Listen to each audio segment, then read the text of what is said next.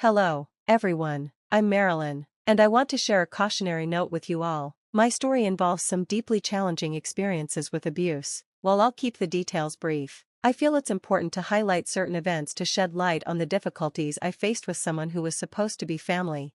Marrying my now ex-husband, Henry, is something I deeply regret. At first, Henry seemed like a wonderful person, and his family appeared equally admirable. His mother, Kayla, was involved in charity work, and his father, Bruce, was a successful businessman who made sure his family never lacked for anything. They seemed like the perfect family, and I was thrilled to join them. But after marrying Henry, things took a darker turn, primarily due to Kayla's behavior toward me. Her treatment started with small, petty actions, like hiding my glasses, phone, and purse, leaving me distressed as I searched for them while she watched, amused. As time went on, the acts grew more malicious. She would ask me to handle scalding hot pots, deliberately causing me pain. One instance stands out. She added fish sauce to a dish knowing I was allergic, causing a severe reaction that made me miss an important event. She would demand hours of cooking from me only to throw the food away afterward, denying any involvement or claiming these actions were accidental. The cruelty escalated further when, at a family gathering, she intentionally caused me to slip, trying to embarrass me in front of everyone. After enduring this for months, I finally confronted Kayla and asked for my husband's support. I demanded to know why she was targeting me, expressing how utterly exhausted I was by her behavior. Her response was pure denial and deflection. She accused me of being overly dramatic, insinuating that my complaints stemmed from jealousy, an accusation that was both baseless and deeply hurtful. Despite Kayla's outward image as a charitable, respected community member, her actions behind closed doors painted a very different picture, one that was difficult to reconcile with the image others had of her. What was even more shocking was the indifference Henry showed toward the abuse I was enduring from his mother. It became clear that Kayla was manipulative, expertly hiding her malicious actions behind a facade of innocence. And despite knowing exactly what was going on, like her dangerous tampering with my food and the deliberate misplacement of my belongings, Henry shockingly sided with her. When I confronted him, urging him to acknowledge his mother's abuse, he dismissed it outright. "You're being ridiculous, Marilyn. My mom would never do that. It's all in your head," he said. His response left me stunned. He echoed Kayla's claims that my worries were simply a result of jealousy and paranoia, completely ignoring the evidence of her malice. His denial of the truth was bewildering, especially from someone who had once shown me love and care. It felt as if I had been struck by lightning, blindsided by his complete disregard for my well-being. That's when Kayla intervened, threatening to kick me out of their home and telling me I was unworthy of their family. She even suggested that Henry could leave with me, hinting at the potential loss of his inheritance if he took my side.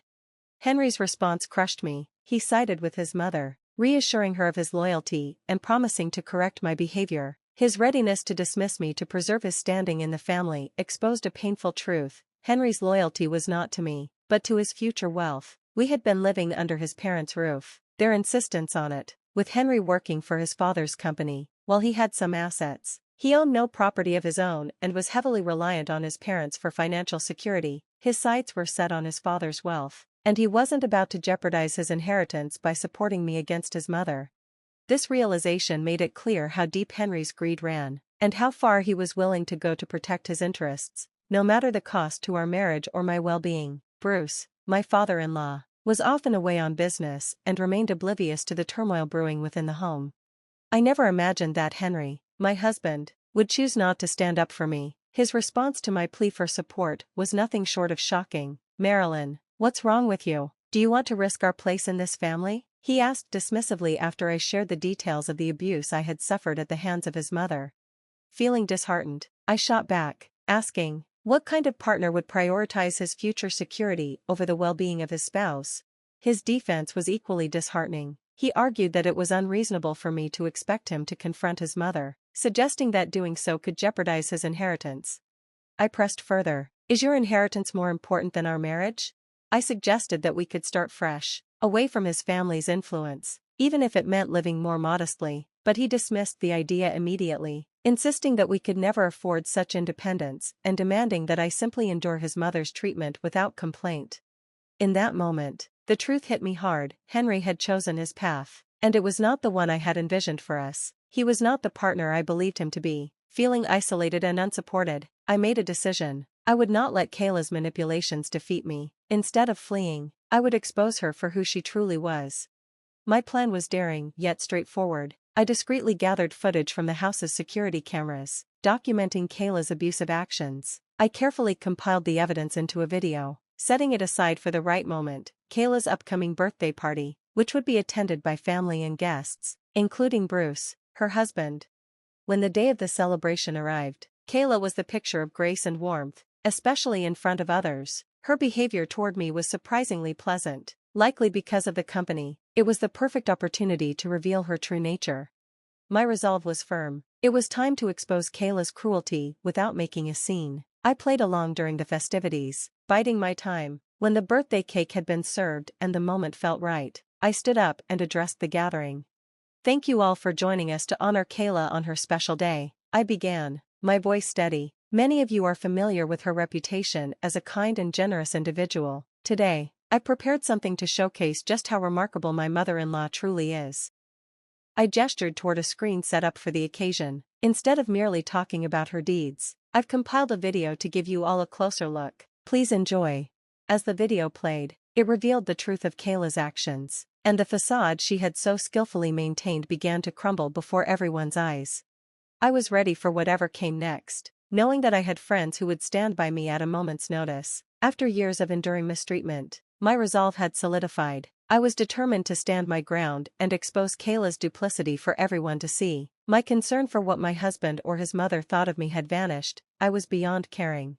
The reaction to the video was immediate and intense. The guests were visibly stunned, while Kayla and Henry were left speechless, caught off guard by the revelation. Bruce, who had been distant due to his business commitments, was understandably shocked by what he saw. When the video ended, it was Bruce who broke the silence, demanding an explanation from Kayla. Kayla, desperate to protect herself, tried to dismiss the footage as manipulated. She insisted she was innocent, accusing me of malice. Her attempt to deflect blame only fueled my determination. The audacity of her claims, suggesting that an entire year of abuse was a product of my imagination, was staggering. I watched, wondering if anyone could still be fooled by her lies after witnessing such clear evidence of her actions.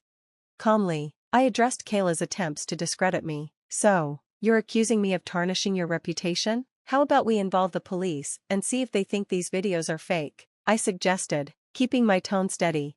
Kayla scoffed at the idea, dismissing the police as a waste of time and insisting that the footage was nothing but lies on my part. But the mention of law enforcement clearly rattled her. She hadn't expected me to make such a bold move. This was a step too far for her, and her panic was evident. The revelation of her actions had already caused ripples among her family, but to my surprise, some of Kayla's colleagues from the charitable foundation where she worked were also present. They looked shocked, likely messaging their superiors about what was unfolding before them. In a desperate attempt to salvage her image, Kayla tried to play the victim to Bruce. She lamented how I was supposedly plotting to have her arrested, claiming I was the one causing trouble. She hoped Henry would back her up.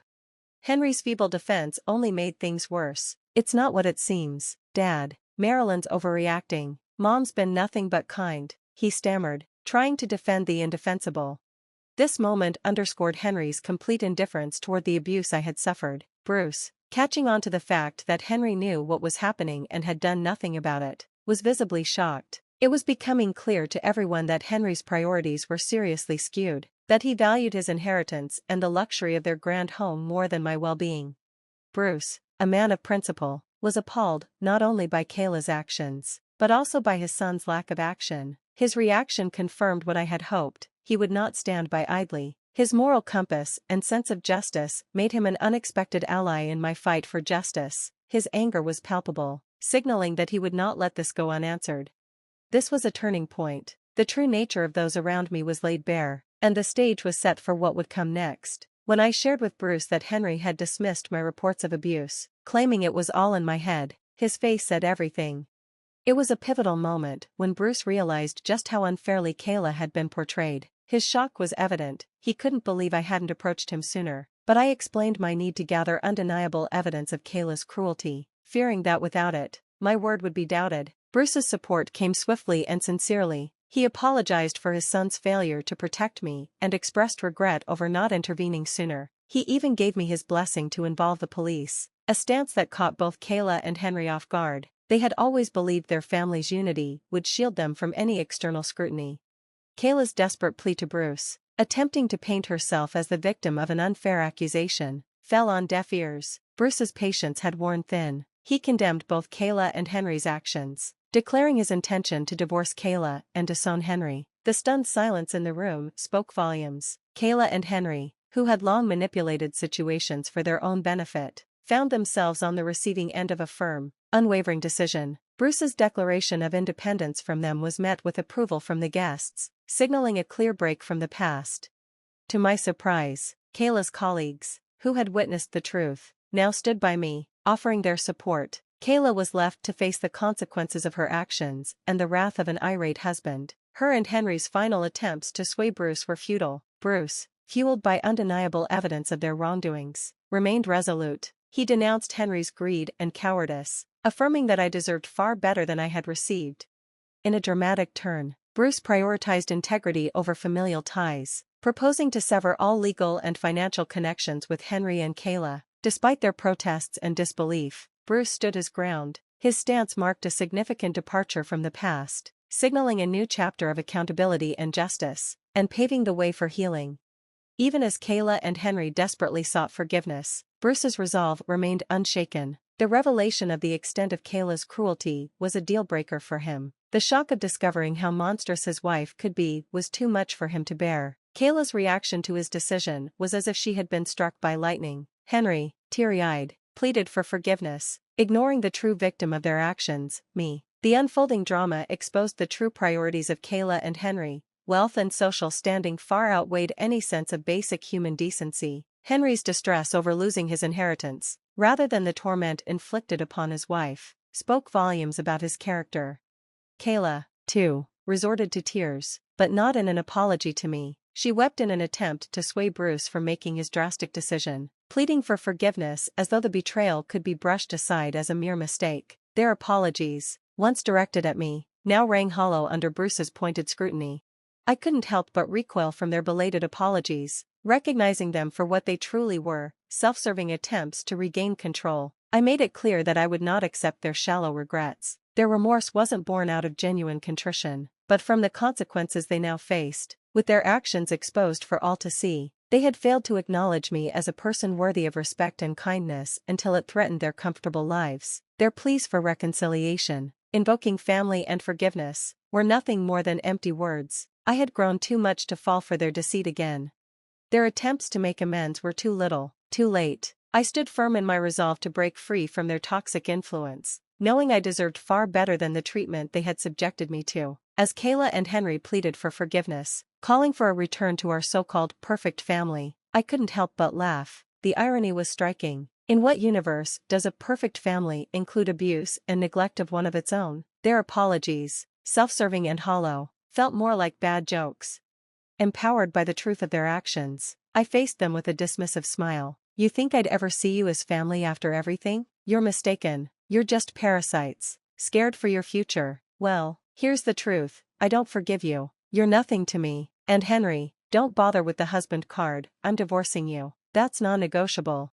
Henry's pitiful attempts to justify his actions, claiming it was all in the name of protecting our future, fell on deaf ears. His excuses only underscored his greed and complicity in his mother's cruelty. Bruce, equally disgusted by Henry's behavior, reaffirmed his decision to disown him, declaring that Henry's inheritance was forfeit, regardless of any attempts at reconciliation on my part. Standing my ground, I announced my intention to divorce Henry and claim what was rightfully mine in the settlement, ensuring he was held accountable for his role in this mess. Their continued apologies became mere background noise as I focused on my own resolve. The moment I left, with my friends by my side and Henry halted by Bruce's stern warning, was liberating. I couldn't afford Kayla a final glance. It was time to move on from the toxicity that had trapped me for so long. This departure wasn't just an escape. It was a declaration of my newfound strength and autonomy, a closing chapter on a painful segment of my life, and the beginning of a journey toward healing and self-respect. Eager to erase the memory of Kayla's cruelty, I chose not to involve the police. With Bruce initiating the divorce and disowning Henry, legal battles seemed unnecessary. They were already facing the consequences of their actions. Bruce had evicted them, and without a prenuptial agreement in Kayla's favor, she had no claim to his wealth. Kayla's misconduct was exposed by her colleagues at the charity foundation, leading to her dismissal. Henry lost his position in his father's company and any hope of a significant inheritance, leaving them to consider me, of all people, as their fallback. Given my stable job and finances, Kayla's audacity to seek help from me under the guise of familial bonds was swiftly met with a firm denial and the threat of legal action should they attempt to contact me again. In time, I settled into a new home, navigating the early stages of independence as the divorce proceedings unfolded. Henry, lacking a prenuptial agreement and faced with the undeniable evidence of his and his mother's misdeeds, conceded to the division of his assets with little resistance. Once our divorce was finalized, I invested in a modest apartment, a tangible symbol of my fresh start. Henry's subsequent struggles, juggling multiple jobs to support his uncooperative mother, seemed to him an unjust reversal of fortune. His attempts to reconcile were met with dismissal from me. Their ongoing hardship served as a prolonged retribution, a consequence of their own making. Now, with the dust settled, my life has moved on to a peaceful chapter, mirrored by Bruce's recovery from the ordeal. Henry and Kayla, however, are living out the natural consequences of their actions. It's a fitting resolution to a tumultuous period. This slow burn of a turnaround underscores a profound shift in our fortunes, highlighting the lasting impact of choices and the eventual realization of justice.